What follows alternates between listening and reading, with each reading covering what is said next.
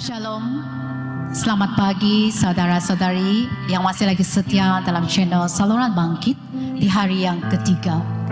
Pada hari ini, bertarikh 29 Mac, kita sekali lagi berjumpa dan memuji Tuhan.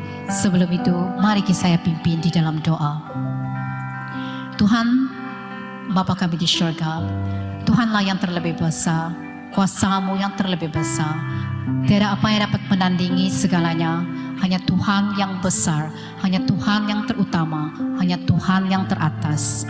Oleh karena itulah kami menyatakan bahwa kuasa Tuhan sangat besar dalam kehidupan kami, yang sering menolong kami, yang sering setia bersama dengan kami. Terima kasih Tuhan. Kami angkatkan lagu Kuasa-Mu terlebih besar.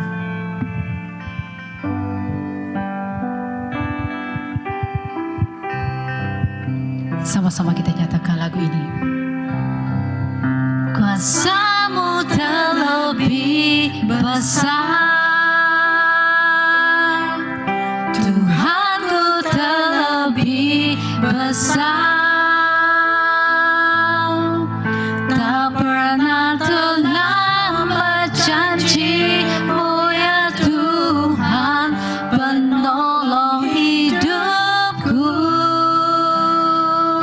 Sekali lagi kita nyatakan, kuasa-Mu terlebih besar, Tuhanku terlebih besar, tak pernah terlambat janji-Mu ya Tuhan, pulihkan hidupku.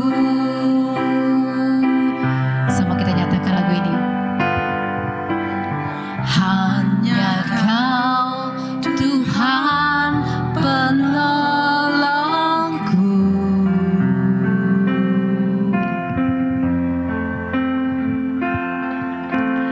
yang selalu setia bersamaku.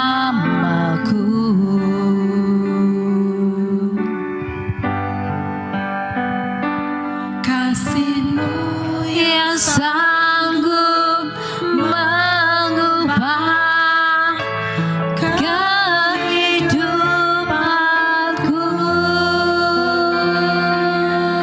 Sungguh ku berserah, sungguh ku percaya.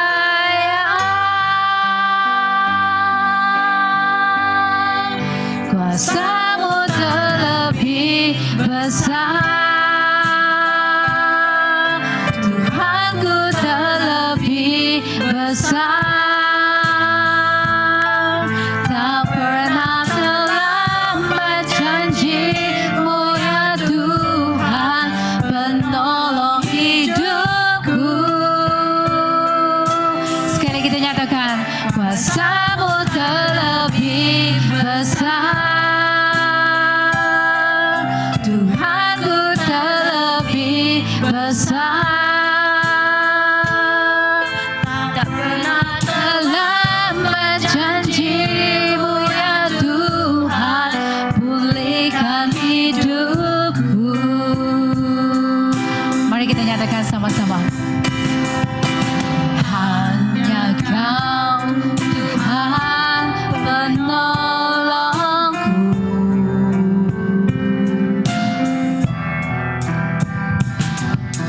yang selalu setia bersamaku.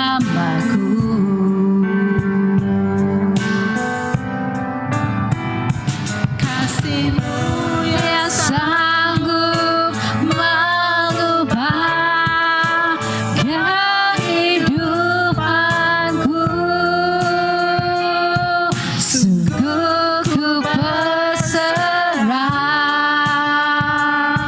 sungguh ku percaya. Sama kita nyatakan, kuasa-Mu terlebih besar, Tuhanku terlebih besar, tak pernah terlambat janji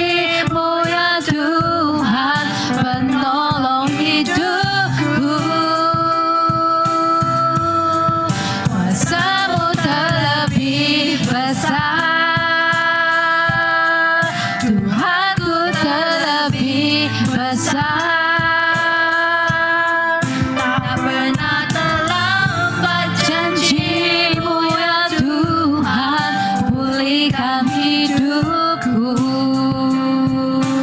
Mari kita sama-sama nyatakan, kuasa Tuhan terlebih besar kerana Tuhan kita terus sangat besar. Sama-sama kita menyatakannya. Kuasa-Mu terlebih besar,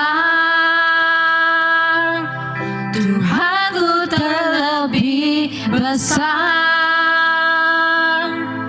tak pernah terlambat janji-Mu ya Tuhan, penolong hidupku. Kuasa-Mu terlebih besar,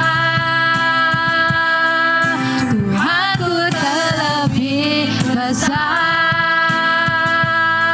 tak pernah terlambat janji-Mu ya Tuhan, pulihkan hidupku. Sekali lagi kita nyatakan, Kuasa-Mu terlebih besar, Tuhanku terlebih besar, tak pernah terlambat janji-Mu ya Tuhan, penolong hidupku. Kuasa Tuhan terlebih besar, besar, Tuhanku terlebih besar, tak pernah terlambat janji-Mu ya Tuhan, pulihkan hidupku. Tak pernah terlambat janji-Mu ya Tuhan, pulihkan hidupku. Tak pernah terlambat Tuhan, tak pernah terlambat janji-Mu ya Tuhan, pulihkan hidupku. Tak pernah terlambat janji Tuhan datang dan memulihkan kehidupan kita, memulihkan hidup kita. Itulah janji Tuhan, kuasa-Mu terlebih besar.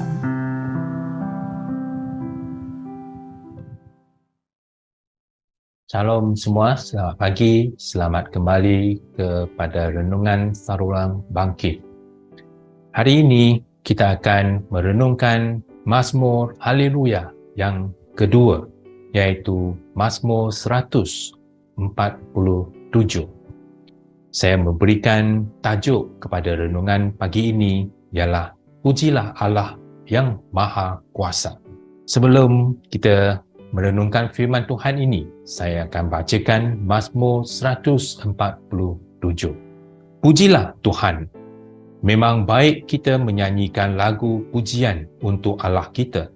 Memang elok dan patut kita memuji Dia. Tuhan sedang memulihkan Yerusalem. Dia sedang membawa orang Israel kembali dari pembuangan. Dia menyembuhkan orang yang hancur hati dan membalut luka mereka. Dia telah menentukan jumlah bintang dan memberikan nama setiap bintang. Sungguh agung dan perkasa Tuhan kita. Kebijaksanaannya tidak terhingga. Dia memberikan kuasa kepada orang yang tertindas, tetapi Dia mengalahkan dan mempermalukan orang jahat. Nyanyikanlah lagu pujian untuk Tuhan dan memainkanlah kecapi untuk Allah kita. Dia membentangkan awan di langit. Dia menurunkan hujan ke bumi dan menumbuhkan rumput di bukit. Dia memberikan makanan kepada binatang dan kepada anak burung gagak yang menciap-ciap. Dia tidak suka akan kuda yang kuat ataupun askar yang berani. Tetapi Dia suka akan orang yang menghormatinya, orang yang yakin kepada kasih-Nya yang kekal. Pujilah Tuhan, hai Yerusalem. Pujilah Allah-Mu, hai Sion. Dia menguatkan pintu gerbang-Mu. Dia memberkati umat-Mu. Dia menjaga keamanan negerimu dan memuaskan engkau dengan gandum yang terbaik. Dia memberikan perintah kepada bumi dan firman-Nya dilaksanakan dengan segera. Dia meliputi tanah dengan salji seperti menghamparkan selimut. Dia menghamburkan embun beku seperti hamburkan debu. Dia menurunkan hujan batu seperti kerikil. Tiada sesiapa pun tahan menghadapi kesejukan itu. Kerana firman-Nya, air batu menjadi cair. Dia meniupkan angin, maka air pun mengalir. Dia memberikan firman-Nya kepada umat-Nya, peraturan dan hukum-Nya kepada Israel. Dia tidak berbuat demikian bagi bangsa lain. Mereka tidak mengenal hukum-Nya. Pujilah Tuhan. Saudara-saudari yang dikasihi Tuhan, Mazmur 147 menggemarkan Mazmur sebelumnya, iaitu Mazmur 146, yang memuji Tuhan dari sudut pandang peribadi, sementara Mazmur ini menyeru umat sesama untuk bangkit dan memuji Tuhan bersama. Mazmur ini ditulis selepas Israel kembali dari pembuangan ketika mereka sedang membina semula kota Yerusalem. Pemazmur menggalakkan semua orang untuk memuji Tuhan dan menjelaskan bahawa Tuhan layak menerima pujian kita. Keseluruhan Mazmur ini boleh dibahagikan kepada 3 bahagian, dan dalam setiap bahagian pemazmur cuba menggambarkan perwatakan Tuhan dengan emosinya untuk memberi inspirasi kepada orang ramai untuk memuji Tuhan. Dalam perenggan yang pertama, kita melihat bahawa pemazmur berkata tentang Tuhan yang agung yang dapat menentukan jumlah bintang dan memanggil mereka dengan nama satu demi satu tanpa kehilangan satu pun. Jadi kita nampak bahawa dengan kebijaksanaannya, dia memberikan nama setiap bintang. Pada masa yang sama, dia juga dapat membalut luka-luka orang Israel yang tercerai-berai dan juga mengangkat mereka. Di dalam semesta yang luas ini, kita nampak bahawa Tuhan menunjukkan kebijaksanaannya yang tidak terhingga dan juga menunjukkan kelembutan yang tidak terhingga kepada Sion yang lemah, iaitu orang Israel yang tinggal di kota Yerusalem. Kerana keagungan dan kasih Tuhan, mereka yang bersedih, yang hancur hati, boleh datang untuk berseru kepadanya dan memujinya. Ayat 1 hingga 2 menunjukkan bahawa pemulihan kota Yerusalem selepas umat Israel kembali daripada tawanan. Dan ini adalah kerja Tuhan sendiri. Pemazmur menyeru bahawa kita harus pujilah Tuhan. Memang baik kita menyanyikan lagu pujian untuk Allah kita. Memang elok dan patut kita memuji Dia. Tuhan sedang memulihkan Yerusalem. Dia sedang membawa orang Israel kembali dari pembuangan. Kita melihat daripada kitab Nehemiah, kita melihat bahawa musuh berusaha sedaya upaya untuk memusnahkan pekerjaan Tuhan dalam membina kota Yerusalem semula. Tetapi Tuhan telah membolehkan tembok kota itu dibina semula dengan berjayanya hanya dalam 52 hari. Dengan itu, Tuhan yang Maha Kuasa patut mendapat pujian yang besar, dan memang baik kita menyanyikan lagu pujian untuk Allah kita. Memang elok dan patut kita memuji Dia. Kitab Nehemiah bab 6 ayat 15 menyatakan setelah bekerja selama 52 hari, seluruh tembok itu selesai diperbaiki pada hari ke-25 bulan Elul. Jadi kita nampak bahawa begitu ajaib sekali kota ataupun tembok kota Yerusalem boleh disiapkan ataupun boleh diperbaiki dalam 52 hari sahaja. Itu adalah kerja Tuhan.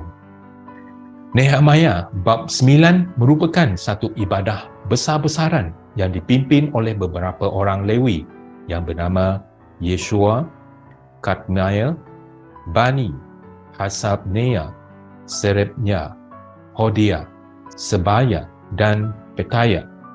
Mereka berseru kepada umat Israel, "Marilah berdiri dan memuji Tuhan Allah kita. Pujilah Dia selama-lamanya. Pujilah namanya yang penuh kemuliaan, nama yang lebih agung daripada segala pujian," yang tercatat dalam ayat 5. Selepas itu, kita nampak bahawa dalam catatan seterusnya adalah respon umat Israel dalam doa di hadapan Tuhan untuk memujinya dan mengaku dosa mereka, iaitu mulai daripada ayat 6 hingga ayat 37. Doa mereka dimulakan dengan pengakuan mereka yang menyatakan kebesaran Tuhan. Saya tidak akan bacakan keseluruhannya, tapi saya akan bacakan ayat ke-6 ya, supaya kita tahu, supaya kita lihat bahawa bagaimana orang Israel meresponi seruan daripada imam. "Ya Tuhan, Engkaulah satu-satunya Tuhan. Engkau menciptakan bintang dan seluruh angkasa. Engkau menjadikan darat dan laut serta segala isinya. Engkau memberikan hidup kepada semuanya. Segala kuasa di langit bersembah sujud kepadamu. Mereka berlutut dan tunduk kepadamu."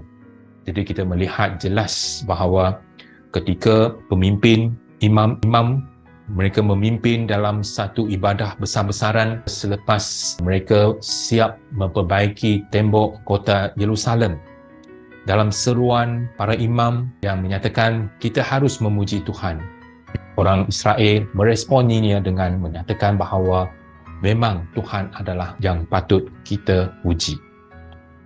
Mazmur 147 ayat 3 hingga 6 pula menyatakan Tuhan adalah penghiburan kita dan kebijaksanaannya tidak terhingga, serta Dia membantu orang yang rendah hati dan menggulingkan, mengalahkan dan mempermalukan orang-orang jahat. Mazmur 34 ayat 18 juga menyatakan Tuhan dekat kepada orang yang patah hati dan menyelamatkan orang yang remuk jiwanya. Jadi jelas menyatakan bahawa Tuhan menolong, Tuhan menyelamatkan, Tuhan mempermalukan ataupun mengalahkan musuh. Jadi kerja-kerja yang Tuhan lakukan ataupun segala perbuatan Tuhan itu adalah besar sekali, adalah untuk kebaikan kita semua. Jadi haruslah kita memuji Tuhan. Yehezkiel 34 ayat 16. Yehezkiel kata, "Aku akan mencari orang yang hilang. Aku akan membawa kembali orang yang terbuang. Aku akan membalut orang yang terluka." Jadi ini juga adalah janji Tuhan menyatakan bahawa Dia akan membantu, membawa, mencari dan juga membalut mereka yang terluka. Jadi ini adalah satu pekerjaan Tuhan yang begitu besar sekali dalam kehidupan kita. Jadi patutlah kita memuji Tuhan. Ayat 7 hingga ayat 11 menyatakan Tuhan yang berkuasa. Perenggan kedua ini membincangkan dengan kekuasaan Tuhan. Di satu pihak, Dia boleh mendatangkan angin dan hujan untuk membasahi tanah dan menghasilkan tanaman yang berlimpah dan menyediakan makanan untuk manusia atau binatang. Pada satu pihak pula, Dia berkenan kepada orang lemah yang menghormatinya dan melabuhkan sauh hidupnya dalam kasih Tuhan. Di sini kita mendapati bahawa fikiran manusia amatlah berbeza daripada kehendak Tuhan. Apa yang difikirkan dan diingini oleh manusia adalah kekuasaan secara luaran. Tetapi apa yang diingini oleh Tuhan ialah kebaikan secara batin. Mazmur 36 ayat 5 hingga 6 menyatakan, "Ya Tuhan, kasih setiamu sampai ke langit, kesetiaanmu sampai ke cakrawala. Keadilanmu seperti gunung yang tinggi dan penghakimanmu seperti samudera raya. Ya Tuhan, selamatkanlah manusia dan ternak." Ayat 10 hingga 11 menyatakan bahawa Dia tidak menikmati kekuatan kuda Dia tidak berkenan akan manusia kerana kegagahannya. Tuhan meredai mereka yang takut kepadanya, mereka yang mengharapkan kasih setianya. Itu adalah dalam terjemahan Alkitab versi Borneo. Kita nampak bahawa kekuatan kuda merujuk kepada kekuatan daging ataupun penggunaan bakat dan pengetahuan diri sendiri. Kegagahan pula merujuk kepada orang yang bertindak dengan tergesa-gesa ataupun tidak sabar. Oleh itu, kita nampak jika seseorang anak Tuhan meninggalkan kuasa Roh Kudus dan menggunakan kuasa dagingnya atau bertindak dengan tergesa-gesa dalam mengendalikan sesuatu dengan kekuatan sendiri, mereka kemungkinan besar digunakan oleh iblis dan perbuatan mereka akan membahayakan orang lain dan juga merosakkan sesuatu. Tuhan sebenarnya tidak membenci akan bakat dan kekuatan yang dimiliki manusia itu sendiri, tetapi dia membenci pergantungan manusia kepadanya lebih daripada kepercayaannya kepada Tuhan. Jadi apa yang dikehendaki oleh Tuhan dari kita ialah kita harus takut dan percaya kepadanya. Dengan demikian, Tuhan akan menggunakan bakat dan kekuatan kita untuk mencapai perkara-perkara yang besar yang di luar jangkaan kita. Pengkhotbah dalam bab yang terakhir ataupun sebagai kesimpulannya, dia menyatakan, inilah kesimpulan daripada semuanya. Hormatilah Allah dan taatilah segala perintahnya, kerana bagi maksud itulah manusia diciptakan. Allah akan mengadili semua perbuatan kita, yang baik, yang jahat maupun yang tersembunyi. Jadi jelas menyatakan bahawa janganlah kita bersandar kepada kekuatan diri kita. Kita harus bergantung dan percaya kepada Tuhan dan kekuatannya.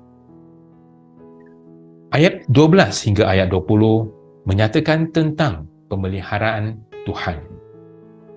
Pemazmur memukakan beberapa fakta yang agak membingungkan ataupun sukar dimengerti. Tetapi apa yang dinyatakan itu amat menyentuh hati. Di sini kita mendapati bahawa Tuhan yang Maha Tinggi dengan kerelaan hatinya memilih Sion sebagai tempat kediamannya dan menyaksikan bahawa ketika firman-Nya, iaitu perintahnya yang berkuasa disampaikan, seluruh alam dapat berubah menjadi beku serta-merta. Seperti ayat 16, ayat 17 menyatakan dia meliputi tanah dengan salji seperti menghamparkan selimut. Dia menghemburkan embun beku seperti menghemburkan debu. Dia menurunkan hujan batu seperti kerikil, tiada sesiapa pun tahan menghadapi kesejukan itu. Tetapi apabila dia menyampaikan perintahnya lagi, bumi akan segera kembali hidup dan menjadi hangat. Ayat 18, kerana firman-Nya, air batu menjadi cair. Dia meniupkan angin, maka air pun mengalir. Jadi ini adalah satu pernyataan menyatakan bahawa musim-musim yang kita lihat dalam dunia ini, kita ada 4 musim, kita ada musim sejuk, ada musim panas. Kita nampak bahawa perubahan musim-musim ini semuanya di dalam tangan Tuhan. Dialah yang berkuasa. Perkara yang aneh ialah ketika kedaulatan atas hukum-hukum alam semesta, firman-Nya dan perintahnya diberikan kepada orang Israel melalui perjanjiannya. Ia menjadi ketetapan dan peraturan mereka. Ayat 19 hingga 20, dia memberikan firman-Nya kepada umat-Nya, peraturan dan hukumnya kepada Israel.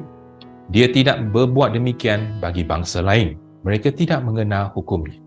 Di sini kita melihat bahawa Tuhan telah memberikan rahmat-Nya kepada Israel dan mengingatkan mereka tentang jalan yang harus mereka lalui. Saudara-saudari yang dikasihi Tuhan, hari ini, disebabkan kepercayaan kita kepada Tuhan, kita juga dapat mewarisi semua rahmat Tuhan dan kita akan dipimpin ke jalan kebenarannya melalui anaknya Yesus Kristus.